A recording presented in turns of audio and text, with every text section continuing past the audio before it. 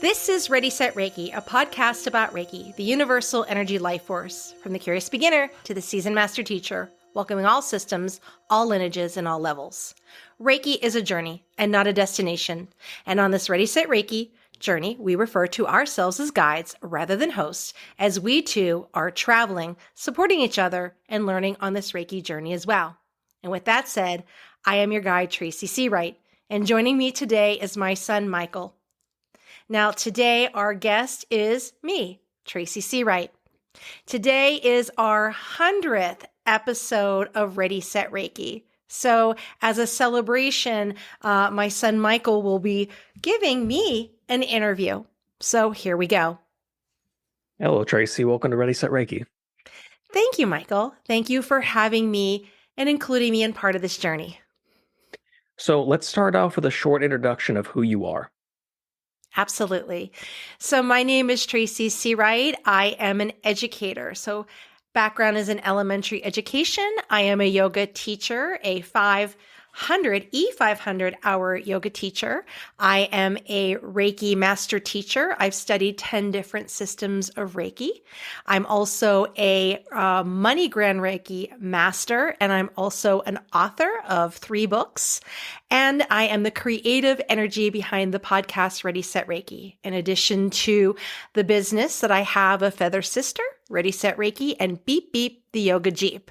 I have 4 beautiful children, and I am currently here in El Paso, Texas with my husband and our wonderful pack of Cavalier King Charles. So to start off, I wanted to ask you, for your own self-reflection and for those who don't know, why a podcast? What led you along the path where you felt the desire to share your story and the story of all the people that you've hosted? Well, this is quite an interesting journey. Many years ago, I assisted a woman on her radio program. So I was a scriptwriter for 2 years. And then things got crazy and busy with my family. Her show was in around 4 o'clock Pennsylvania time, and she was out in California. So that was just a very busy time for my family. I was raising my 4 children, and I actually had to let that opportunity go after a couple of years. And speed forward to like last year, a year and a half ago, someone reached out to me. It was a producer, and the producer reached out with an opportunity for me to come on to this radio program. And it sounded amazing. It was a week of spirituality. The idea of having a Reiki practitioner to talk about it, and it sounded interesting. The next step was a phone call, and then after that, it was to the point of booking, and there it came out that there was a cost for this opportunity. So it was a pay-to-play opportunity, and I really questioned, why the price for this, and it all makes sense. The producer explained, well, it's a commercial free. We have to pay our hosts. There's editing. And you get all these benefits like increased traffic. Maybe you'll get more clients. And I just thought about this. I'm like, wow, that's a lot of money for, a 30-minute segment. And I asked, do you have a lot of people that have taken advantage of this? And she's like, oh, of course. And then began to kind of mention some of the people that have taken that opportunity. Well, I decided to pass. I thought there had to be another way. And then I thought, well, perhaps I could put something together, a podcast to help other practitioners, energy workers, so that they have a place to come on, a safe, judgment-free zone to talk about what they do. Kind of frame it as their own personal commercial, that they don't have to pay for the experience. We could come on to have a little talk, and then afterwards they can use that audio, they can use the video as they see fit through their social media. And together we could kind of work towards the goal of expanding our territory with followers and listeners. And so that is how Ready Set Reiki came about. And the name was just a very playful thing with words. So my background is that elementary teacher, and I was actually quite surprised that no one at the time had Ready Set Reiki. So from that start, you've now made it to 100 episodes. Compared to the start of your journey, I want you to look back at your current self and ask, what about you has changed over these past couple years of you as a podcaster, Reiki practitioner, and as a person? Well, definitely this has been a learning experience. I have, with Reiki especially, and with yoga, just this thirst to have as much information and learn to be better and better each day. And this certainly has taught me many things. One, that there is so many different systems of Reiki out there. It's incredible.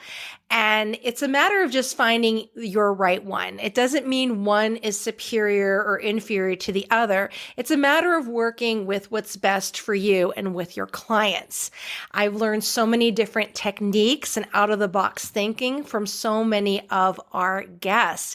I've learned, the mechanics behind it, testing out microphones, equipment, things like that, scheduling, obtaining, connections. So it's a lot of growth within this time that I'm so very appreciative of. And you really have to have kind of the energy for this, because this in a way is a part-time job when you think about it. Many hear about a podcast, oh, this is fun, but to keep the momentum going, you really have to, keep on it, get the guest, book, set a schedule. Even having, like in the beginning, I would only record like 2 days a week, and then try to keep up several episodes, so just in case something happened. So that has been really helpful with recording in advance so that I have that. So I'm about 3 episodes or 3 months worth of episodes, kind of so-called in the can, to be released. And I just have this energy that, you know what, I'm welcoming everyone. In the beginning, it was just about Reiki, but now it has kind of opened up to anyone who works with energy. And that can be light workers, that can be tarot readers, someone that felt the calling to be a caretaker of a particular energy that they have named themselves. So it's been just so fascinating and connecting with so many people and working together. And really, when you get to the bottom of it, it's about service. And that's really what I wanted to bring out into the world, just letting people know that this is out there. It's an option for healing. If this might not be your thing, then maybe something else that you listen to on the show could be your thing. And know that, and I keep the questions the same for a reason. And that reason is that you're listening to the stories of many different people. And it's the understanding that we're all having the same struggles. We all have that similar interactions with misconceptions. We all got into this for a particular reason. Our goal is really to serve and to share love with the world. So this is really how the podcast has helped me evolve and grow as a person and just learn about so many different people in so many different systems and connect with people from Dubai, Germany, France. And this is something I never would have been able to a couple of years ago if it wasn't for the podcast. So you mentioned a little bit about all the different perspectives that you've seen in Reiki. Of all the different perspectives from the people that you've interviewed over these past couple of years, what has changed your perspective the most on Reiki? That there's so many different systems. When I began my journey a few years ago, I just thought it was a Zooey and that was it. And, I looked it up online. I found 2 practitioners that lived close to my house that I had in Pittsburgh and connected with them and began the training. And then it was like a whole new world opened up. Then I found out about Azui, Holy Fire, and then Corona, and then Animal, and then Crystal. And I just was so curious about all the different systems. And now that I've had the podcast and I've connected with so many people, there's so much beauty within all of it. And it's the understanding that there's just no one way to do something. And it doesn't make it wrong or right. That's what works for that particular person, that particular student. And it's just amazing what you can collect into your energetic toolbox for you to use. And so go what resonates with you. Go what feels right. You may start out in a Zui Rahiho as I did. You're like, okay, this is okay. And then you connect with Holy Fire and like, wow, this is it. So I call it, you find your Goldilocks, find your just right. You're going to find that modality that's like, amazing. And even if Reiki isn't your thing, using it on yourself is an amazing tool to help with self-healing. It's self stress reducing, helps with anxiety, helps calm the nerves. And so it doesn't do any harm. So maybe, laying hands on yourself, giving self Reiki treatments can help heal these inner issues, maybe open up your gifts and abilities that can help you go on to that next modality that is your calling, whether it's that light language, whether it is, oracle reading. So it's just a matter of giving it a try and giving it an opportunity to work and heal within you.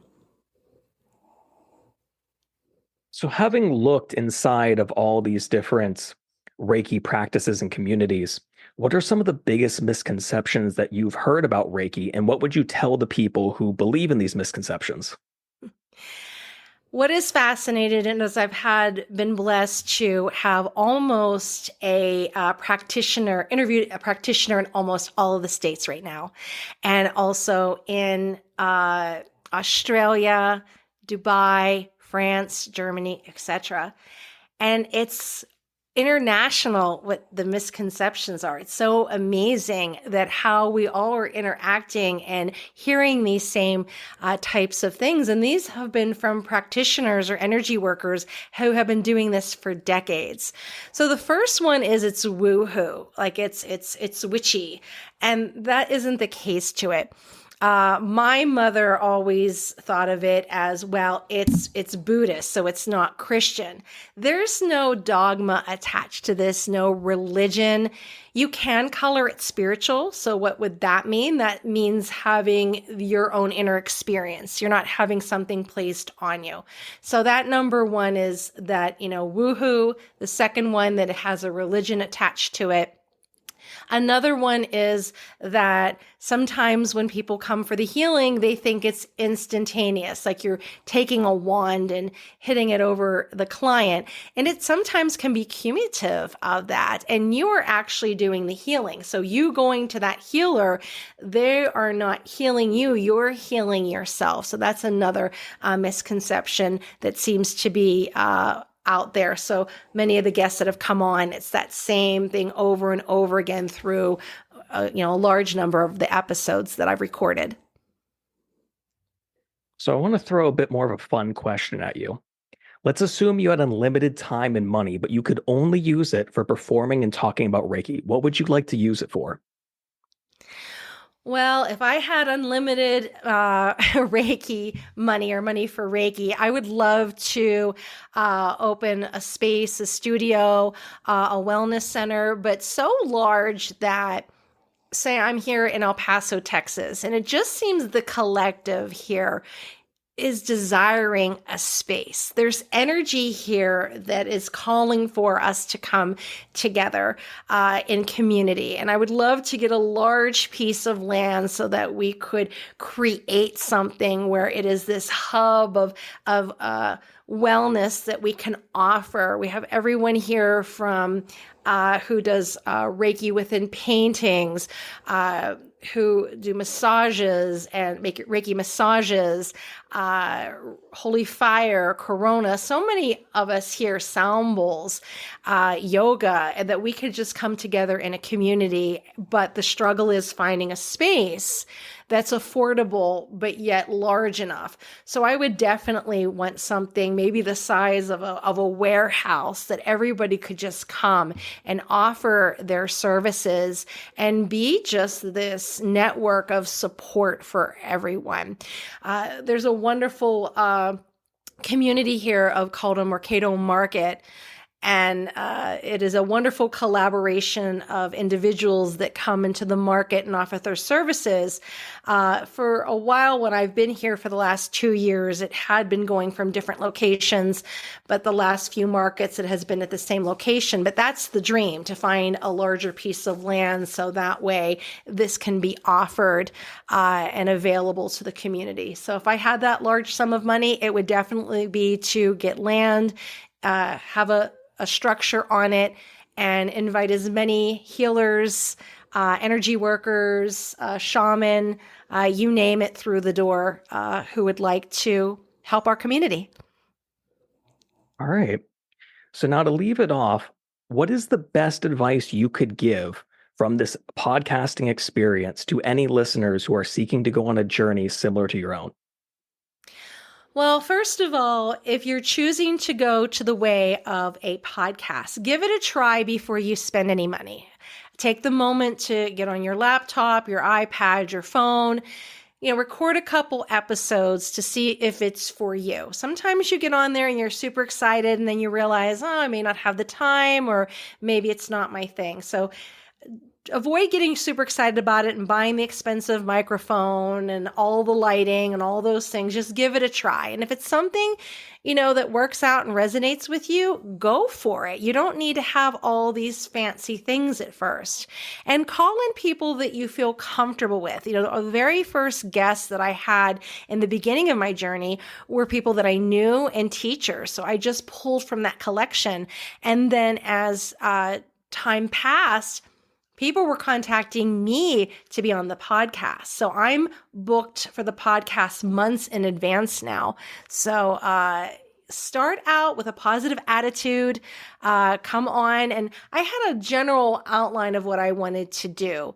There are a lot of casual podcasts out there, and that's why I wanted to be a little different with the same questions. Reiki is an amazing modality, but it's also one that's not very consistent, even if you're coming in the same lineage. Many of you have learned Reiki very different from how Azui Sensei began it, and that's perfectly fine. You may learn one thing from one teacher and something from another teacher. Doesn't make it wrong.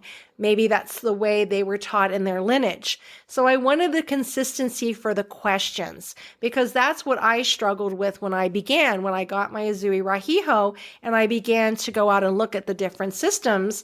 I'm like, wait, this isn't making sense. Even some of the history, they're not on the same page with. So that's why I like to have that consistency, so that we are kind of on a journey together. Tell me your story. And then in that second part, we talk from the listeners who are sending in the questions. And so have that kind of set up. Do you want it to be casual? Do you want to ask the questions? Do you have that availability? How often do you want to record? Do you want to have a monthly podcast? Do you want to have a weekly or a bi-weekly? So sit down and really think about it, especially before you put any type of investment into it. And it even goes beyond that. I mean, are you going to record on Zoom? Or are you going to record on a different type of other system? Are you going to go spend money a month on a hosting system that's going to distribute it? Are you going to have a website? So all these start to cost money. And I never charge anyone to be on the podcast. And that came from my story that I shared in the beginning. People come on for free. And so I'm giving my time, and I have someone who edits it. Maybe you have that ability to edit and that's your thing. But you have to also take those things into consideration as well. But just kind of give it a try, have fun with it, play with it, and see if it's for you. I wrote a wonderful article in Reiki.org that actually has come out for the fall issue, and it's called How to Create a Podcast. So it coincides with the 100th episode here. So there's many different techniques that I have gone through that I have learned in this last year that might be helpful so that you can avoid some of these mistakes and to save you time and save you money. All right. Well, that was my final question. All right, Michael, thank you so much. All right, my wonderful listeners, I just want to say thank you. Thank you for showing up. Thank you for listening. Thank you for downloading. And thank you for being a part of this Ready Set Reiki journey. When I began this, it was with the intention that I could be of service to anyone who worked with energy, who wanted to share their story, to provide a safe and judgment-free zone, a way for you to speak about what you're passionate about, to tell about the services that you offer, for you to go out and share this message with the world, in the hopes that someone who's curious about this might take that step on this journey and find they're just right. If you're interested in your question being featured on the podcast, reach out at www.readysetreiki.com. Reach out to me. You can find me on social media and my information on the website. Also, check out Feather Sister, which offers a variety of Reiki trainings, Reiki classes, and yoga trainings as well, in person in the El Paso area and online as well. Thank you for joining me. And thank you, Michael, for being my co-guide through the Ready Set Reiki journey. I'm Tracy Searight, and this has been Ready Set Reiki.